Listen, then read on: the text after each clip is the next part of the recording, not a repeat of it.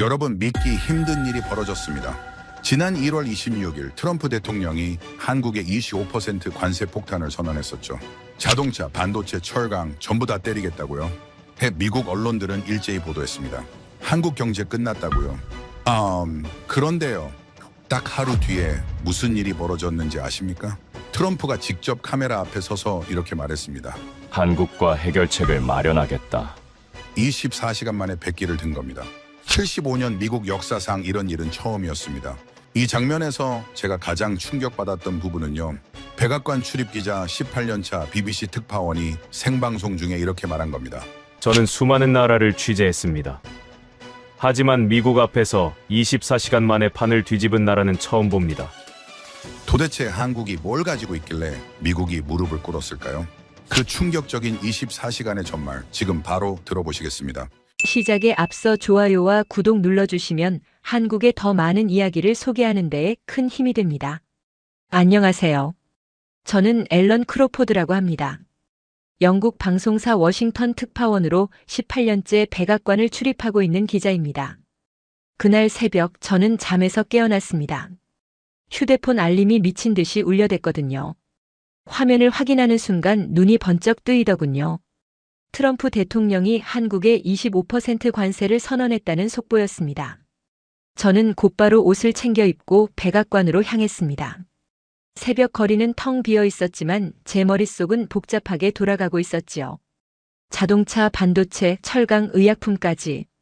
한국에서 미국으로 들어오는 거의 모든 물건에 25%를 때리겠다는 선언이었으니까요. 백악관에 도착하니 이미 각국 특파원들이 모여 있었습니다.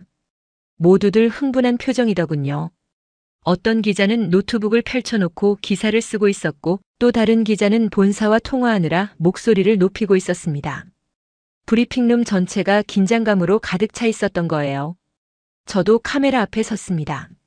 생방송 멘트를 준비하면서 한 가지 생각이 들더군요. 이건 단순한 관세가 아니라 경제전쟁의 시작이라고요. 미국이 동맹국에게 이 정도 강도로 압박을 가하는 건 정말 드문 일이었거든요. 솔직히 말씀드리면 그 순간 저는 한국이 버티기 어려울 거라고 생각했습니다. 18년 동안 백악관을 취재하면서 미국의 힘을 너무 잘 알고 있었으니까요. 미국이 마음먹고 누군가를 압박하면 대부분 무릎을 꿇었습니다. 캐나다도 그랬고 멕시코도 그랬지요. 유럽연합조차 미국 앞에서는 한 발 물러서는 모습을 보여줬던 거예요. 그런데 한국은 좀 다른 느낌이었습니다. 관세 발표 직후 한국 정부의 반응을 지켜보니 당황한 기색은 있었지만 무너지는 분위기는 아니더군요. 청와대에서는 긴급 대책회의가 소집되었고 산업부 장관은 곧바로 미국행 비행기에 오를 준비를 한다는 소식이 들려왔습니다. 저는 그때 이상한 예감이 들었습니다. 뭔가 제가 모르는 게 있는 것 같았거든요. 미국이 이렇게 강하게 나오는데 한국이 왜 저렇게 차분할 수 있는 걸까? 분명 뭔가 카드가 있는 게 아닐까 하는 생각이 스쳐 지나갔지요. 그날 오전 백악관 브리핑이 열렸습니다. 대변인은 자신만만한 표정으로 연단에 섰더군요. 한국이 합의를 이행하지 않았기 때문에 정당한 조치라고 설명했습니다. 기자들 사이에서 질문이 쏟아졌지만 대변인은 여유롭게 답변을 이어갔어요. 마치 이미 승리를 확신하는 것 같은 태도였습니다. 하지만 저는 한 가지가 계속 마음에 걸렸습니다. 왜 하필 지금이었을까요? 한국과 미국은 불과 몇 달 전에 무역 합의를 했었거든요. 관세를 15%로 낮추기로 하고 양측 다 사인까지 했던 겁니다. 그런데 갑자기 25%로 올리겠다니. 뭔가 급하게 돌아가는 느낌이었지요. 취재를 하면서 여러 소식통을 접촉해봤습니다. 그랬더니 흥미로운 얘기가 들려오더군요. 트럼프 대통령이 최근 지지율 하락으로 고전하고 있다는 거였어요.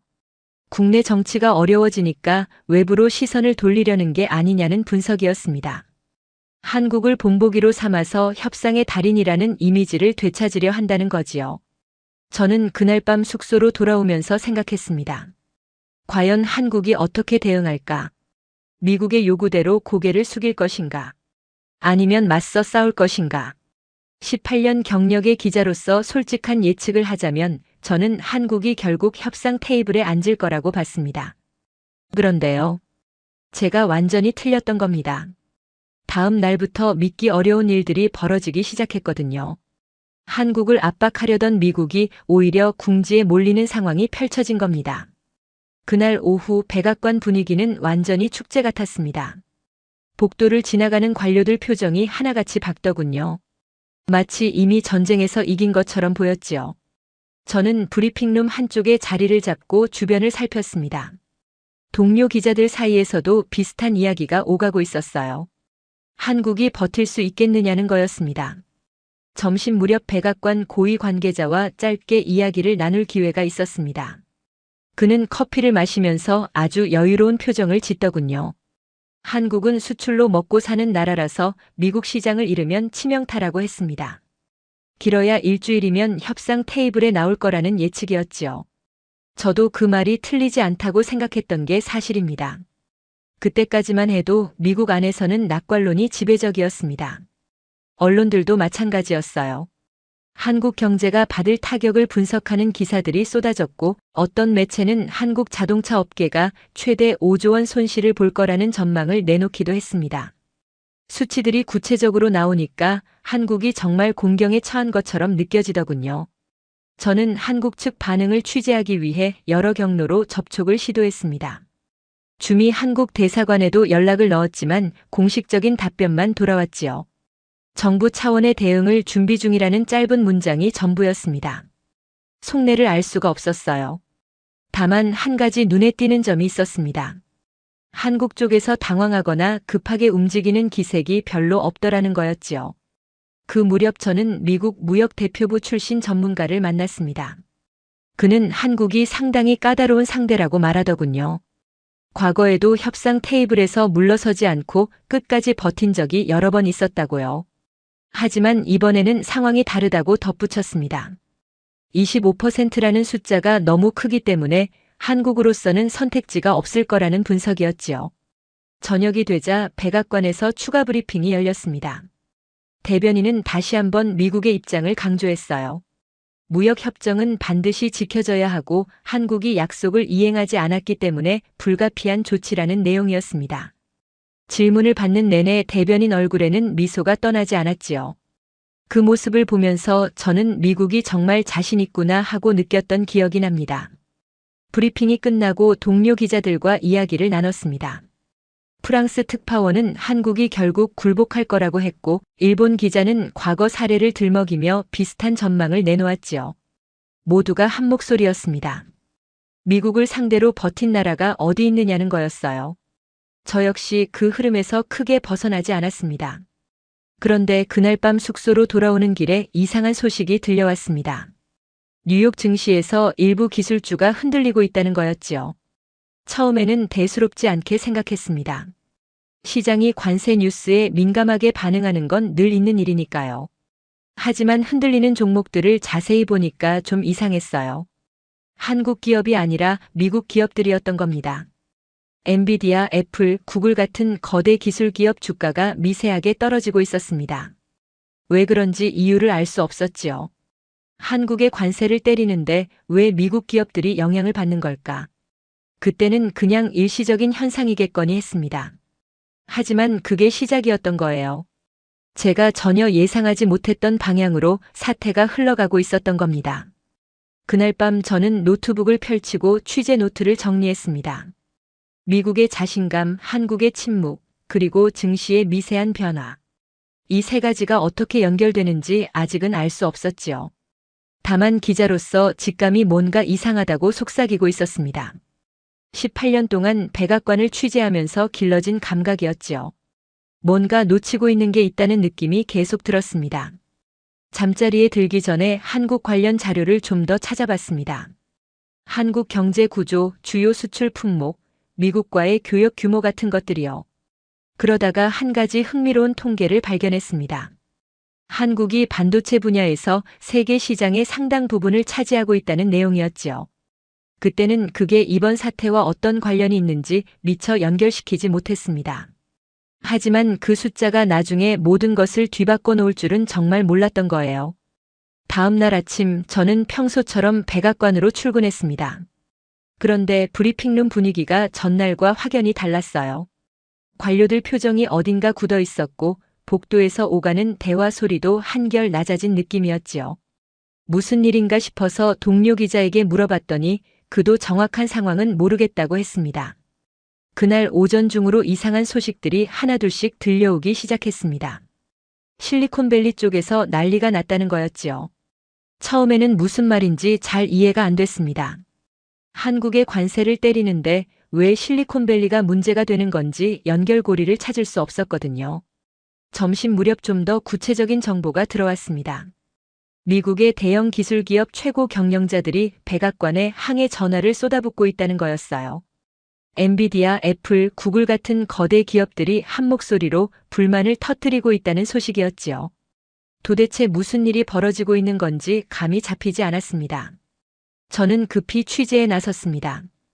기술업계 출입 기자들과 연락을 주고받으면서 상황을 파악하려고 했지요. 그러다가 핵심적인 이야기를 듣게 되었습니다. 한국이 인공지능 반도체 시장에서 압도적인 점유율을 가지고 있다는 거였어요. 고대 역폭메모리라는 부품인데 이게 없으면 인공지능 칩이 돌아가지 않는다고 하더군요. 처음에는 그게 얼마나 심각한 문제인지 체감이 안 됐습니다. 반도체야 다른 나라에서도 만들 수 있는 거 아닌가 싶었지요. 하지만 자료를 더 찾아보니까 상황이 생각보다 훨씬 복잡했습니다. 그 특수한 반도체는 전 세계에서 딱 3개 회사만 만들 수 있는데 그중 2개가 한국 기업이었던 겁니다. 숫자를 확인하는 순간 저는 충격을 받았습니다. 한국 기업 2곳이 합쳐서 세계 시장의 79%를 차지하고 있었거든요. 미국 기업은 고작 21% 정도였지요. 제가 이 수치를 처음 봤을 때 정말 눈을 의심했습니다. 인공지능 시대의 핵심 부품을 한국이 거의 독점하고 있다니 전혀 예상하지 못했던 사실이었어요. 이게 왜 문제가 되느냐면 미국의 기술 패권이 인공지능에 달려있기 때문입니다. 엔비디아의 칩이 없으면 인공지능 서비스가 돌아가지 않고 그 칩이 제대로 작동하려면 한국의 메모리 반도체가 반드시 필요한 구조였지요. 쉽게 말해서 한국 반도체가 끊기면 미국 인공지능 산업 전체가 멈춰버릴 수도 있다는 얘기였습니다. 오후가 되자 상황이 더 심각해졌습니다. 기술 기업들이 단순히 항의만 하는 게 아니라 구체적인 경고를 보내기 시작한 거였어요. 한국과 무역 마찰이 커지면 반도체 공급에 문제가 생길 수 있다는 내용이었지요. 그러면 자기들 제품 생산이 중단되고 미국 경제 전체에 타격이 갈 거라는 겁니다. 저는 이때부터 백악관 분위기가 달라지는 걸 느꼈습니다. 아침까지만 해도 자신만만했던 관료들 얼굴에 어둠이 깔리기 시작하더군요. 브리핑룸을 오가는 발걸음도 부산해졌고 곳곳에서 긴급 회의가 열리는 것 같았지요. 뭔가 계획대로 흘러가지 않고 있다는 느낌이 역력했습니다. 그날 저녁 뉴스 보도를 보니까 증시 상황이 더 악화되어 있었습니다. 미국 기술주들이 상당 폭으로 하락했고 시장 전체가 불안정한 모습을 보이고 있었지요. 반면에 한국 증시는 생각보다 선방하고 있었습니다. 관세 폭탄을 맞았는데도 크게 무너지지 않았던 거예요. 이건 뭔가 이상했습니다. 저는 그때서야 깨닫기 시작했습니다. 미국이 한국을 압박하려고 했는데 오히려 미국 자신이 곤란해지는 상황이 펼쳐지고 있었던 거지요. 한국을 때리면 한국만 아픈 게 아니라 미국도 같이 아프다는 사실을 아무도 예상하지 못했던 겁니다. 적어도 저는 그랬고 백악관도 마찬가지였던 것 같았어요. 숙소로 돌아오면서 저는 한 가지 질문을 계속 생각했습니다. 한국이 언제부터 이렇게 중요한 나라가 된 걸까? 제가 알던 한국은 자동차와 가전제품을 잘 만드는 나라였지요. 그런데 어느새 인공지능 시대의 심장을 쥐고 있는 나라가 되어 있었던 겁니다. 솔직히 부끄러운 고백이지만 저는 그때까지 한국의 진짜 힘을 전혀 몰랐던 거였어요. 다음 날 저는 반도체 산업을 전문적으로 취재하는 기자를 만났습니다. 그에게서 들은 이야기는 제가 알고 있던 세계를 완전히 뒤바꿔 놓았지요. 한국이 단순히 반도체를 잘 만드는 나라가 아니라 인공지능 시대 자체를 움직이는 핵심 축이라는 걸 그때 처음 제대로 이해하게 되었습니다. 그 기자가 보여준 자료를 보면서 저는 입을 다물 수가 없었습니다. 한국의 두 반도체 기업이 고대 역폭 메모리 시장에서 차지하는 점유율이 거의 80%에 달했거든요. 한 회사가 57%, 다른 회사가 22%를 가져가고 있었지요. 미국 기업은 21% 정도밖에 안 됐습니다. 게다가 기술 격차가 최소 2년 이상이라는 분석도 있었어요. 이 숫자가 왜 중요하냐면 인공지능 칩의 성능이 이 메모리에 달려있기 때문입니다. 아무리 좋은 칩을 만들어도 고대역 폭메모리가 없으면 제대로 된 성능을 낼 수 없다고 하더군요. 쉽게 비유하자면 아무리 좋은 자동차 엔진이 있어도 연료가 없으면 달릴 수 없는 것과 같은 이치였지요. 저는 그제야 왜 실리콘밸리가 난리가 났는지 이해할 수 있었습니다. 엔비디아의 인공지능 칩은 전 세계 시장의 90%를 장악하고 있는 핵심 제품이에요. 그런데 그 칩이 제대로 돌아가려면 반드시 한국 반도체가 필요한 거였습니다. 한국 없이는 엔비디아도 존재할 수 없는 구조였던 거지요.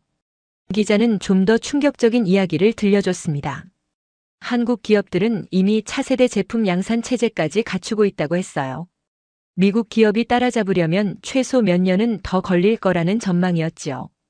기술 초격차라는 표현을 쓰더군요. 격차가 너무 커서 쉽게 좁혀지지 않는다는 뜻이었습니다. 저는 취재 노트에 이런 메모를 남겼습니다.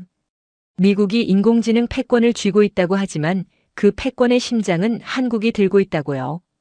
겉으로 보면 미국이 강해 보이지만 속을 들여다보면 한국 없이는 버틸 수 없는 구조였던 겁니다. 이건 제가 기자 생활을 하면서 발견한 가장 놀라운 사실 중 하나였어요. 그날 오후 백악관 브리핑이 열렸는데 분위기가 완전히 달라져 있었습니다. 전날까지의 자신감은 온데간데 없고 대변인 표정이 굳어 있더군요. 기자들 질문에도 명확하게 답변하지 못하고 얼버무리는 모습이었지요. 뭔가 내부적으로 심각한 논의가 오가고 있다는 느낌이 확실히 들었습니다. 저는 이때 깨달은 게 있습니다. 트럼프 대통령이 한국을 압박하면서 가장 큰 실수를 했다는 거였지요. 그건 바로 한국의 진짜 힘을 몰랐다는 겁니다. 자동차나 철강 같은 전통 산업만 생각하고 반도체라는 핵심 카드를 간과했던 거예요. 그 카드가 얼마나 강력한지 아무도 제대로 계산하지 않았던 겁니다. 실리콘밸리의 압박이 계속되면서 백악관 안에서도 의견이 갈리기 시작했습니다. 강경파는 계속 밀어붙여야 한다고 했고 온건파는 재검토가 필요하다고 주장했지요. 이런 내부 갈등이 외부로 새어나오기 시작하면서 시장 불안정성은 더 커져갔습니다. 저는 그 무렵 한 가지 흥미로운 정보를 입수했습니다. 한국 반도체 기업들이 올해 예상 영업이익이 어마어마하다는 거였어요. 두 기업 합쳐서 200조 원이 넘을 거라는 전망이 나오고 있었지요. 200조 원이면 웬만한 나라 국가 예산과 맞먹는 규모입니다. 그만큼 세계 시장에서 한국 반도체의 입지가 압도적이라는 뜻이었어요. 이 장면에서 제가 가장 충격받았던 부분은 미국의 무력함이었습니다. 세계 최강 대국이라는 미국이 동맹국인 한국을 압박하려다가 오히려 자기 발등을 찍는 상황이 벌어진 거지요. 힘으로 밀어붙이면 다 될 줄 알았는데 현실은 그렇게 단순하지 않았던 겁니다. 한국이 쥐고 있는 카드가 생각보다 훨씬 강력했던 거예요. 그날 밤 저는 본사에 특별 리포트를 보냈습니다. 한국발 반도체 리스크가 미국 경제를 흔들고 있다는 내용이었지요. 기사가 나가자마자 반응이 폭발적이었습니다. 유럽 쪽에서도 비슷한 관심이 쏟아지더군요. 한국이 이렇게 중요한 나라였느냐는 질문들이 많았습니다. 솔직히 저도 며칠 전까지는 몰랐다고 대답할 수밖에 없었지요. 반도체 이야기만으로도 충격이었는데 며칠 뒤 또 다른 사실을 알게 되었습니다. 한국이 방위 산업에서도 엄청난 성과를 거두고 있다는 거였지요. 저는 이 소식을 들었을 때 처음에는 반신반의했습니다. 한국 무기라고 하면 솔직히 큰 인상이 없었거든요. 그런데 자료를 확인해 보니까 완전히 다른 그림이 펼쳐졌습니다. 한국의 방위 산업 수출 실적이 152억 달러를 돌파했더군요. 우리 돈으로 치면 20조 원이 훨씬 넘는 금액이지요. 세계 4대 방산 강국에 진입했다는 분석도 나오고 있었습니다. 이건 정말 예상 밖의 이야기였어요. 더 놀라운 건 미국의 전통적인 무기 시장에서 한국이 약진하고 있다는 점이었습니다. 특히 폴란드 이야기를 들었을 때 저는 충격을 받았지요. 폴란드는 나토 회원국이고 오랫동안 미국 무기를 써왔던 나라였거든요. 그런 나라가 미국 대신 한국 무기를 선택하고 있다는 거였습니다. 폴란드가 한국에서 도입한 무기 규모가 18조 원이 넘는다고 하더군요. 전차, 자주포, 다연장 로켓까지 미국이 팔지 못했던 물량을 한국이 가져간 거였습니다. 저는 이게 어떻게 가능한 건지 궁금했어요. 미국 무기가 세계 최고라고 알려져 있었는데 왜 동맹국들이 한국을 선택하는 걸까요? 취재를 해보니까 몇 가지 이유가 있었습니다. 첫째는 가격이었지요. 한국 무기가 미국 무기보다 훨씬 저렴하면서도 성능은 비슷하거나 오히려 낫다는 평가가 있었습니다. 둘째는 납기였어요. 한국은 주문하면 빨리 만들어서 보내주는데 미국은 몇 년씩 기다려야 한다고 하더군요. 셋째가 가장 인상적이었습니다. 한국은 기술 이전을 해준다는 거였어요. 미국은 무기를 팔면서도 핵심 기술은 절대 공개하지 않지요. 그런데 한국은 현지에서 생산할 수 있도록 기술까지 같이 넘겨준다고 했습니다. 이게 얼마나 파격적인 조건인지 방산업계를 아는 사람들은 다들 놀라워했다고 하더군요. 저는 이 대목에서 깊은 인상을 받았습니다. 한국이 단순히 물건을 파는 게 아니라 파트너가 되려고 한다는 느낌이었거든요. 함께 가겠다는 자세였지요. 그게 동맹국들 마음을 움직인 것 같았습니다. 미국의 방식과는 확실히 다른 접근이었어요. 폴란드뿐만이 아니었습니다. 에스토니아에서도 4천억 원이 넘는 계약이 체결되었고 루마니아, 인도까지 한국 무기를 도입하고 있었지요. 유럽 한복판에서 한국산 전차와 자주포가 굴러다니는 시대가 된 거였습니다. 75년간 미국이 독점하다시피 했던 시장이 흔들리고 있었어요. 이 상황이 왜 중요하냐면 미국의 전략적 입지와 직결되기 때문입니다. 무기를 판다는 건 단순히 돈을 버는 게 아니에요. 그 나라와 군사적으로 연결된다는 뜻이지요. 동맹국들이 미국 무기 대신 한국 무기를 쓴다는 건 그만큼 한국과 더 가까워진다는 의미였습니다. 저는 이때 한 가지 깨달은 게 있었습니다. 미국이 한국을 압박하면 동맹국들이 미국 편을 들 거라고 생각했는데 현실은 정반대였던 거지요. 오히려 동맹국들이 한국과 손을 잡고 있었습니다. 반도체로도 그렇고 방산으로도 그렇고 한국을 고립시키려던 계획이 어긋나고 있었어요. 그날 저녁 저는 유럽 쪽 동료 기자와 통화를 했습니다. 그도 비슷한 이야기를 하더군요. 유럽에서 한국의 위상이 급격히 올라가고 있다고요. 불과 몇 년 전만 해도 한국 하면 K-팝이나 드라마를 먼저 떠올렸는데 이제는 반도체와 무기를 얘기한다고 했습니다. 저는 취재 노트에 이렇게 적었습니다. 한국은 두 개의 카드를 쥐고 있다고요. 하나는 인공지능 시대의 심장인 반도체이고 다른 하나는 동맹국들과의 신뢰를 쌓은 방위산업이었지요. 이 두 가지가 합쳐지면서 한국은 미국조차 함부로 건드릴 수 없는 나라가 되어 있었던 겁니다. 제가 이걸 깨닫는데 꼬박 며칠이 걸렸지만 백악관도 비슷한 시간이 필요했던 것 같았어요. 관세 발표 이후 며칠이 지나면서 백악관 분위기가 급격히 바뀌었습니다. 처음에는 활기차고 자신감 넘치던 곳이 점점 어두워지더군요. 복도에서 마주치는 관료들 표정이 굳어 있었고 브리핑룸에서는 긴장감이 감돌았지요. 뭔가 심각한 일이 벌어지고 있다는 게 피부로 느껴졌습니다. 가장 눈에 띄는 변화는 대변인의 태도였습니다. 전에는 기자들 질문에 여유롭게 답하던 사람이 말을 아끼기 시작하더군요. 한국 관련 질문이 나오면 준비된 문구만 반복하고 빠르게 넘어가는 모습이었지요. 구체적인 답변을 피하고 있다는 느낌이 확실했습니다. 저는 그 무렵 백악관 내부 소식통을 통해 흥미로운 정보를 입수했습니다. 실리콘밸리의 압박이 상상 이상으로 거세다는 거였어요. 대형 기술기업 최고 경영자들이 연이어 전화를 걸어왔고 일부는 직접 워싱턴까지 날아왔다고 하더군요. 그들의 메시지는 하나였습니다. 한국과 싸우면 우리가 먼저 죽는다는 거였지요. 저는 그때 한 장면을 상상했습니다. 세계 최대 기술기업의 수장들이 백악관 문을 두드리는 모습이요. 평소에는 정부가 기업에게 뭔가를 요구하는 입장인데 이번에는 반대였던 거지요. 기업들이 정부에게 제발 멈춰달라고 사정하는 상황이 펼쳐진 겁니다. 미국 역사에서 이런 일이 얼마나 있었을까요? 압박은 실리콘밸리만이 아니었습니다. 자동차 업계에서도 우려의 목소리가 나왔고 월스트리트에서도 불안감이 커지고 있었지요. 증시가 계속 흔들리면서 경제 전반에 악영향이 미칠 수 있다는 경고가 쏟아졌습니다. 한국을 압박하려다가 미국 경제 전체가 휘청거리는 역설적인 상황이 벌어진 거였어요. 백악관 안에서도 의견이 갈리기 시작했습니다. 강경파는 처음 계획대로 밀어붙여야 한다고 주장했지요. 여기서 물러서면 미국의 위신이 땅에 떨어진다는 논리였습니다. 반면 온건파는 현실을 직시해야 한다고 했어요. 반도체 공급망이 끊기면 피해가 너무 크니까 협상으로 방향을 틀어야 한다는 입장이었지요. 저는 이 갈등을 지켜보면서 묘한 감정을 느꼈습니다. 미국이 이렇게 흔들리는 모습을 18년 동안 거의 본 적이 없었거든요. 대개는 미국이 결정하면 다른 나라들이 따라오는 구도였지요. 그런데 이번에는 달랐습니다. 미국이 결정을 했는데 그 결정 때문에 자기 자신이 곤란해지는 상황이었어요. 그 무렵 유럽에서도 반응이 나오기 시작했습니다. 나토 동맹국들이 미국의 조치를 우려하는 목소리를 냈지요. 한국과의 관계가 악화되면 자기들도 영향을 받는다는 거였습니다. 폴란드를 비롯한 여러 나라가 한국 무기를 도입하고 있었으니까요. 미국이 생각하지 못했던 연쇄 반응이 일어나고 있었던 겁니다. 저는 그때 한 가지 사실을 분명히 깨달았습니다. 한국을 고립시키려던 미국의 계획이 완전히 역효과를 낳았다는 거지요.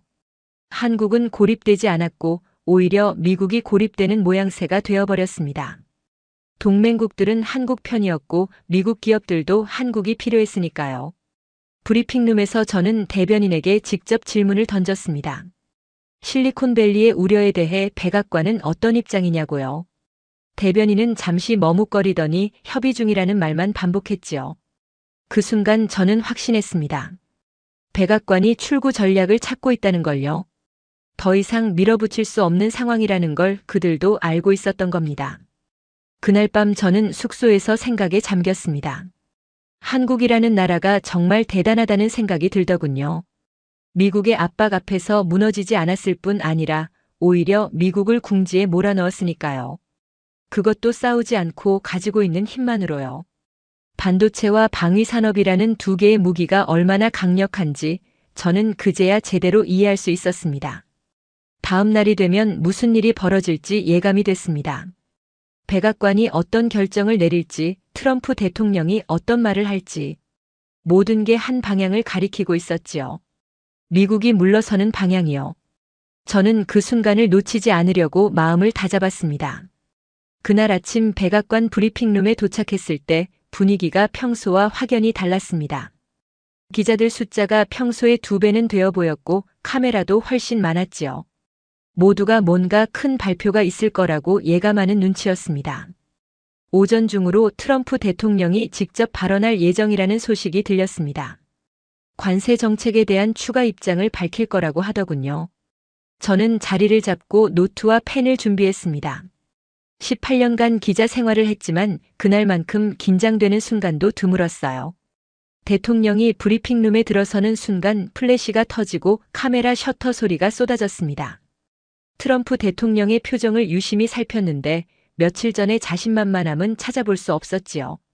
어딘가 피곤해 보였고 눈빛도 예전 같지 않았습니다. 대통령이 입을 열었습니다. 한국과 해결책을 마련할 것이라는 말이 나왔지요. 그 순간 브리핑룸이 술렁였습니다. 기자들 사이에서 작은 탄성이 터져 나왔어요. 불과 24시간 전만 해도 한국을 강하게 압박하겠다던 사람이 협상을 언급하고 있었으니까요. 저는 그 말을 들으면서 여러 가지 감정이 교차했습니다. 놀라움도 있었고 어떤 의미에서는 당연하다는 생각도 들었지요. 며칠 동안 취재하면서 상황이 미국에 불리하게 돌아가고 있다는 걸 계속 느꼈으니까요. 하지만 이렇게 빨리 후퇴할 줄은 솔직히 예상하지 못했습니다. 대통령은 구체적인 관세 인상 시점은 밝히지 않았습니다. 협의 중이라는 말만 반복했지요. 하지만 모든 기자들이 알고 있었습니다. 이건 사실상 백기라는 걸요. 25%라고 선언해놓고 하루 만에 협상을 언급하는 건 스스로 밀어붙일 힘이 없다고 인정하는 거나 마찬가지였으니까요. 브리핑이 끝나고 기자들 사이에서 의견이 분분했습니다. 프랑스 특파원은 미국의 외교적 패배라고 했고 독일 기자는 트럼프 행정부의 전략적 실수라고 평가하더군요. 다들 비슷한 결론이었습니다. 미국이 물러섰다는 거지요. 저는 본사에 긴급 리포트를 보내면서 이렇게 썼습니다. 트럼프 대통령이 24시간 만에 후퇴했다고요. 한국을 압박하려던 계획이 역효과를 낳았고 결국 협상 테이블로 돌아올 수밖에 없었다고요. 기사가 나가자마자 반응이 폭발적이었습니다. 그날 오후 한국 정부의 반응이 나왔습니다. 차분한 톤이었지요. 미국과 협의를 진행하겠다는 내용이었는데 승리를 과시하거나 자극적인 표현은 전혀 없었습니다. 오히려 절제된 모습이었어요. 저는 그 태도가 인상적이었습니다. 이겼을 때 어떻게 행동하느냐가 그 나라의 품격을 보여준다고 생각하거든요. 증시 반응도 눈에 띄었습니다. 한국 주가는 상승세를 보였고 미국 기술주도 회복되기 시작했지요. 시장은 빠르게 반응했습니다. 위기가 지나갔다는 신호로 받아들인 거였어요. 불과 며칠 만에 상황이 완전히 뒤집어진 겁니다. 저녁이 되어 숙소로 돌아오면서 저는 계속 생각했습니다. 한국이 어떻게 이길 수 있었을까? 군사력으로 미국을 이길 수는 없지요. 경제 규모로도 비교가 안 되고요. 그런데도 한국이 이긴 겁니다. 싸우지 않고요. 답은 간단했습니다.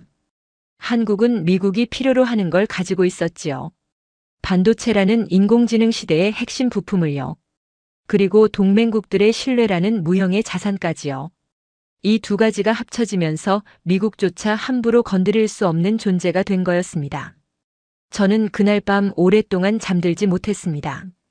기자로서 역사적인 순간을 취재했다는 생각이 들었거든요. 미국이 하루 만에 물러선 건 정말 드문 일이니까요. 그리고 그 상대가 한국이었다는 게 더 의미 있게 느껴졌습니다. 18년 전 백악관 출입을 시작했을 때만 해도 한국은 그저 아시아의 작은 나라 중 하나였지요. 그런데 지금은 미국과 대등하게 협상하는 위치가 되어 있었습니다. 그 일이 있고 나서 저는 한동안 생각이 많았습니다. 18년 동안 백악관을 취재하면서 수많은 나라들이 미국 앞에서 무릎 꿇는 걸 봐왔거든요. 캐나다도 그랬고 멕시코도 그랬고 유럽 나라들도 마찬가지였지요. 미국이 압박하면 다들 결국 고개를 숙였습니다. 그런데 한국은 달랐습니다. 미국의 압박 앞에서 무너지지 않았을 뿐 아니라 오히려 상황을 뒤집어 버렸지요. 그것도 싸우지 않고요. 총 한 방 쏘지 않고 위협적인 말 한마디 하지 않고 그냥 가지고 있는 힘만으로 미국을 물러서게 만들었습니다. 저는 이게 어떻게 가능했는지 곰곰이 생각해 봤습니다. 결론은 결국 준비의 힘이었지요. 한국은 오랜 시간에 걸쳐 반도체 산업을 키워왔고 방위 산업도 꾸준히 발전시켜왔습니다. 하루아침에 된 게 아니에요. 수십 년간 묵묵히 쌓아온 결과물이었지요. 특히 반도체 이야기가 인상 깊었습니다. 한국 기업들이 세계 시장의 79%를 차지하고 있다는 사실은 우연이 아니었거든요. 남들이 투자를 꺼릴 때 과감하게 베팅했고 기술 개발에 엄청난 자원을 쏟아부었다고 하더군요. 그 결과 기술 초격차라는 위치에 올라선 거였습니다. 방위 산업도 마찬가지였습니다. 한국 무기가 유럽에서 팔리기 시작한 게 하루아침의 일이 아니에요. 오랜 시간 품질을 증명하고 신뢰를 쌓고 가격 경쟁력까지 갖춘 결과였지요. 특히 기술 이전을 해준다는 점이 다른 나라들의 마음을 움직인 것 같았습니다. 함께 가겠다는 자세가 통한 거지요. 저는 이번 일을 통해 한 가지 중요한 교훈을 얻었습니다. 진짜 힘은 목소리가 큰 데 있는 게 아니라는 거였지요. 트럼프 대통령은 아주 강하게 으름장을 놓았습니다. 언론 앞에서 자신만만하게 선언했고 모든 사람들이 미국의 승리를 예상했지요. 하지만 결과는 정반대였습니다. 한국은 조용했습니다. 큰 소리 치지 않았고 자극적인 반응도 하지 않았지요. 그냥 가지고 있는 카드를 보여줬을 뿐이에요. 그런데 그 카드가 너무 강력했던 겁니다. 인공지능 시대의 심장을 쥐고 있다는 사실, 동맹국들이 한국을 선택하고 있다는 현실. 이게 미국을 움직인 거였지요. 저는 기자 생활을 하면서 많은 나라들을 봐왔습니다. 힘이 센 나라도 있었고 경제가 발전한 나라도 있었지요. 하지만 한국처럼 두 가지를 동시에 가진 나라는 드물었습니다. 첨단 기술과 제조 능력, 그리고 국제적인 신뢰까지요. 이 조합이 한국을 특별하게 만든 것 같았습니다. 이 스토리를 취재하고 나서 저는 한국에 대한 생각이 완전히 달라졌습니다. 예전에는 K-팝이나 드라마로 유명한 나라라고만 생각했거든요. 물론 문화적인 영향력도 대단하지요. 하지만 그 뒤에 이렇게 탄탄한 산업 기반이 있다는 걸 몰랐습니다. 동료 기자들 사이에서도 비슷한 이야기가 오갔습니다. 한국을 다시 봐야 한다는 거였지요. 더 이상 그저 아시아의 작은 나라가 아니라 세계 질서에 영향을 미치는 중요한 행위자라는 인식이 퍼지고 있었습니다. 저도 그 생각에 동의할 수밖에 없었어요. 저는 가끔 그때 일을 떠올리며 생각합니다. 한국이 만약 반도체 산업을 키우지 않았다면 어땠을까요? 방위 산업에 투자하지 않았다면요. 아마 미국의 압박 앞에서 버티기 어려웠을 겁니다. 다른 나라들처럼 무릎을 꿇었을지도 모르지요. 하지만 한국은 달랐습니다. 미래를 내다보고 준비했고 그 준비가 결정적인 순간에 빛을 발했지요. 이게 제가 이 사건에서 배운 가장 큰 교훈입니다. 위기는 준비된 자에게 기회가 된다는 거였어요. 저는 지금도 백악관을 출입하며 취재를 계속하고 있습니다. 하지만 그 이후로 한국 관련 뉴스가 나오면 더 주의 깊게 살펴보게 되었지요. 언젠가 또 비슷한 상황이 벌어질 수도 있다고 생각하거든요. 그때도 한국은 준비되어 있을 겁니다. 지금까지 그래왔던 것처럼요. 이 이야기를 정리하면서 한 가지 문장이 계속 머릿속을 맴돌았습니다. 한국은 두 개의 심장을 가진 나라라고요. 하나는 세계 기술을 움직이는 반도체이고 다른 하나는 동맹국들과의 신뢰입니다. 이 두 심장이 뛰는 한국은 누구 앞에서도 당당할 수 있을 거라고 저는 확신합니다. 오늘 사연은 여기까지입니다. 트럼프가 한국에 24시간 만에 항복한 스토리 어떠셨나요? 사연의 주인공에게 응원의 댓글을 남겨주세요. 지금까지 감동정거장에서 사연 전해드렸습니다. 사연이 마음에 드셨다면 좋아요와 구독 부탁드립니다. 시청해주셔서 감사합니다.